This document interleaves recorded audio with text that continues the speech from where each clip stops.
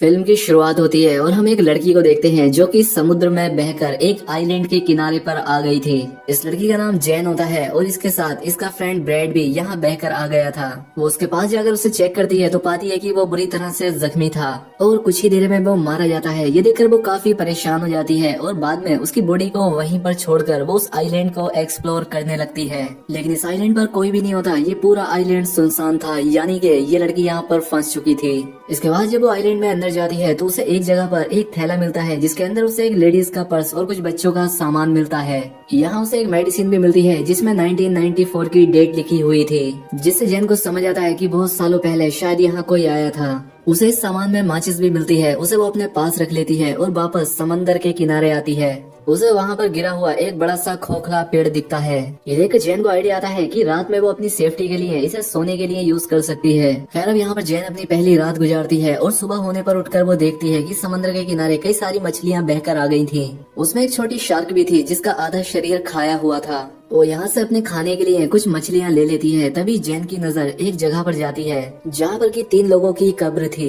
ये देखकर जैन अपने दोस्त के लिए भी एक ग्रेव खोदती है क्योंकि उसके दोस्त की बॉडी सड़ने लगी थी। खैर अब अगले दिन जैन जब आइलैंड का चक्कर लगा रही होती है तो वो देखती है कि किसी ने उसके दोस्त की बॉडी को निकालकर आधा खा लिया है। ये देखकर जैन काफी घबरा जाती है। उसे कुछ समझ नहीं आता कि आखिर ये किसने किया होगा। उसे लगता है कि जरूर ये काम किसी जानवर का है जो कि इस आइलैंड पर रहता होगा, इसलिए वो एक लकड़ी को नोकीला करती है और अपने लिए एक हथियार बनाती है। इसके बाद वो आइलैंड के बाहर बैठकर उस जानवर का इंतजार करने लगती है। खैर और रात हो जाती है और अब जैन को नींद आने लगती है, लेकिन वो जानवर अभी तक यहाँ नहीं आया था।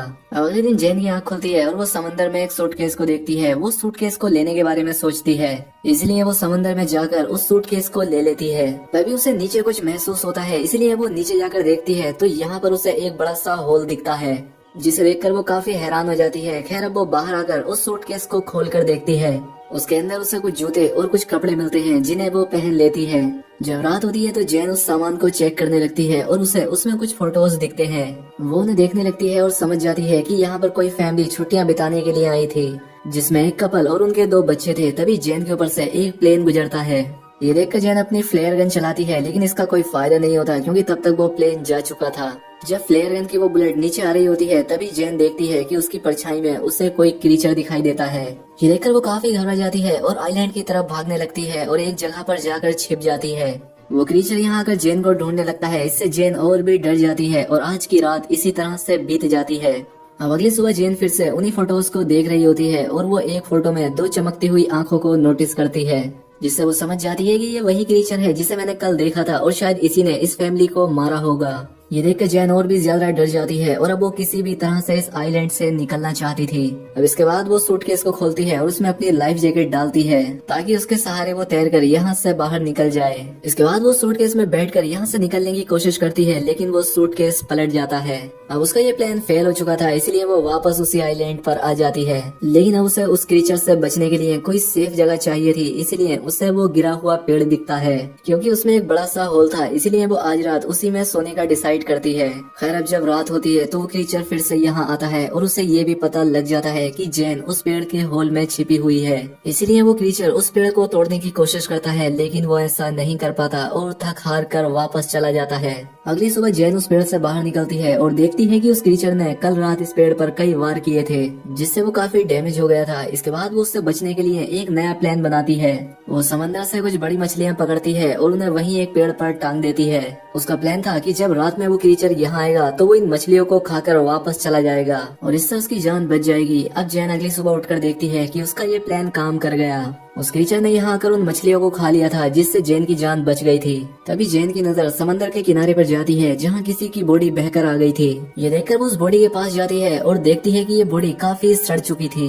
ये देखकर उसके मन में एक आइडिया आता है और वो इस बॉडी को भी वही पेड़ पर लटका देती है ताकि वो क्रीचर उस बॉडी को ही आकर खाए और चला जाए। अब उसके लिए यहाँ सर्वाइव करना काफी मुश्किल हो गया था। आज रात के लिए उसने यहाँ पर एक गड्ढा बनाया था जिसमें जाकर वो छिप जाती है और उस क्रीचर के आने का इंतजार करती है। जब रात होती है तो वो क्रीचर क्रीचर यहाँ आता है और जैन पहली बार उस क्रीचर को देखती है। वो उस क्रीचर को देखकर काफी डर जाती है क्योंकि वो काफी खौफनाक था। अब वो यहाँ आकर उस बॉडी को खा जाता है। तभी जैन को अपने पास से कुछ आवाजें आती हैं और जैसे ही वो देखती है तो उसे वहाँ उस क्रीचर के पैर दिखाई देते हैं। ये देखकर वो और भी ज्यादा घबरा जाती है, लेकिन किसी तरह से खुद को कंट्रोल करती है।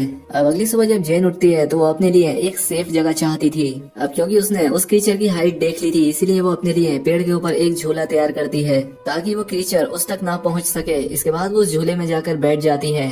खैर अब जब रात होती है तो वो क्रीचर फिर से यहाँ आता है और उसे यहाँ जैन के होने का एहसास हो जाता है। इसलिए वो उस झूले वाले पेड़ को जोर जोर से हिलाने लगता है, जिससे वो झूला टूट जाता है और जैन नीचे गिर जाती है। अब वो क्रीचर जैन का पीछा करने लगता है और जैन अपनी जान बचाकर भागने लगती है।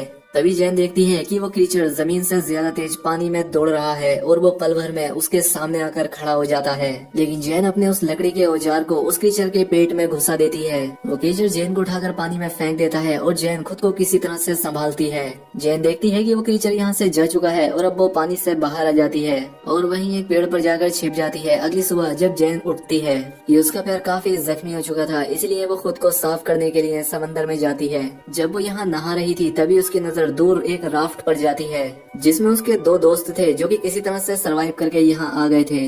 उनका नाम लूकस और मिया होता है। इन्हें देखकर जैन काफी खुश होती है। अब ये जैन के पास आकर बैठ जाते हैं और जैन उन्हें खाने के लिए कुछ मछलियाँ देती है। वो यहाँ पर इन्हें उस क्रीचर के बारे में बताती है। वो कहती है कि हमें जल्द से जल्द यहाँ से निकलना होगा क्योंकि मैं यहाँ पिछले 7 दिनों से फंसी हुई हूँ। लेकिन लूकस और मिया उसकी बातों पर विश्वास नहीं करते। उन्हें लगता है ये झूठ बोल रही है। वो कहते हैं कि हम पिछले 5 दिनों से समंदर में भटक रहे थे और अब जाकर हमें ये आइलैंड मिला है। ये दोनों यहाँ से नहीं जाना चाहते थे। अब जैन उन्हें वो तस्वीरें भी दिखाती है जिनमें वो क्रीचर साफ दिखाई दे रहा था, लेकिन फिर भी वो दोनों यहाँ से नहीं जाना चाहते थे। जैन समझ जाती है कि ये उसकी बात नहीं मानेंगे। अब इसीलिए वो इनसे छिपकर इनकी राफ्ट लेकर यहाँ से भागने का प्लान बनाती है। वो उनकी राफ्ट लेकर यहाँ से निकलने की कोशिश करती है, लेकिन वो दोनों इसे पकड़ लेते हैं। मिया जैन पर अटैक कर देती है जिससे वो बेहोश हो जाती है। जब उसकी आँख खुलती है तो वो खुद को बंधा हुआ पाती है और अब रात हो चुकी थी। इसीलिए वो लूकस को मनाकर उसे खोलने के लिए कहती है, लेकिन लूकस और मिया उसकी कोई बात नहीं सुनते। इसके बाद मिया उस आइलैंड पर घूमने के लिए जाती है और लूकस वहीं जैन के पास रुकता है। इधर जब मिया वॉक कर रही थी तो वो क्रीचर पानी से निकलकर उस पर अटैक कर देता है। उसकी आवाज सुनकर लूकस तुरंत वहाँ पर जाता है, लेकिन वो क्रीचर मिया को पानी में खींचकर ले जाता है और उसे मार देता है। ये देखकर लूकस बहुत डर जाता है। वो डर कर एक पेड़ पर चढ़ जाता है। अब सुबह हो जाती है, लेकिन लूकस उस पेड़ से नीचे नहीं आता। अब उसे जैन की बात समझ आ चुकी थी। जैन उससे कहती है कि देखो वो क्रीचर सिर्फ रात में आता है, वो दिन में बाहर नहीं निकलता। ये बात सुनकर लूकस पेड़ से नीचे आता है। अब जैन लूकस से कहती है कि हमें जल्द से जल्द इस आइलैंड से निकलना होगा। अब लूकस उसकी बात मानने के लिए तैयार था। अब ये लोग कुछ मछलियाँ और कुछ नारियल अपने साथ ले लेते हैं। वो अपने सभी सर्वाइव करने के सामान को रख लेते हैं। यहाँ पर लूकस काफी डरा हुआ था। जैन उसे समझाती है कि वो क्रीचर सिर्फ रात में अटैक करता है और जब तक रात होगी हम इस आइलैंड से काफी दूर जा चुके होंगे। इसके बाद जैन जाकर उस क्राफ्ट में बैठ जाती है जहाँ पर उसे कुछ खून बिखरा हुआ दिखाई देता है, जहाँ पर वो समझ जाती है कि इन पिछले 5 दिनों में इन दोनों ने सर्वाइव करने के लिए जरूर किसी अपने इंसानी साथी को मारकर खाया होगा। खैर अब ये लोग जैसे ही अपनी क्राफ्ट से यहाँ से निकलने लगते हैं, लूकस को पानी में वही क्रीचर दिखाई देता है। ये देखकर ये दोनों काफी घबरा जाते हैं और उस क्राफ्ट को चारों तरफ से ढक लेते हैं। लेकिन तभी वो क्रीचर उनकी क्राफ्ट में घुसकर उन पर अटैक कर देता है। ये देखकर लूकस उस फ्लेयर गन से उस पर अटैक करता है, लेकिन वो क्रीचर जैन को पकड़कर अपने साथ ले जाता है। जैन के पास एक नाइफ था जिसे निकालकर वो उस क्रीचर पर कई बार अटैक करती है, लेकिन तभी लूकस भी जैन को बचाने के लिए पानी में आ जाता है। ये देखकर वो क्रीचर जैन को छोड़ देता है और लूकस को पकड़ लेता है। वो उसे लेकर अपने उस बड़े से हॉल में चला जाता है। ये देखकर जैन किसी तरह से तैरकर फिर से उसी आइलैंड पर पहुंच जाती है। जैन को लूकस की मौत का काफी दुख होता है, इसीलिए वो उस क्रीचर का सामना करने का डिसाइड करती है। इसके बाद वो वहाँ पड़ी लकड़ियों से कई सारे नुकीले हथियार बनाती है, लेकिन ये औजार उससे कम नुकीले लगते हैं। इसीलिए वो वहाँ की ग्रेव को खोदती है और उसमें से कंकाल को निकालकर उनसे काफी नुकीले हथियार बनाती है। वो उस क्रीचर को आग में जलाने का प्लान बनाती है, इसीलिए वो वहाँ पड़ी सूखी झाड़ियों को इकट्ठा करती है और उनसे एक घेरा बनाती है। अब उसने अपने ट्रैप को तैयार कर लिया था। खैर अब कुछ देर के बाद रात होती है और वो क्रीचर यहाँ आता है, वो भी उसी जगह पर जहाँ उसने ट्रैप लगाया था।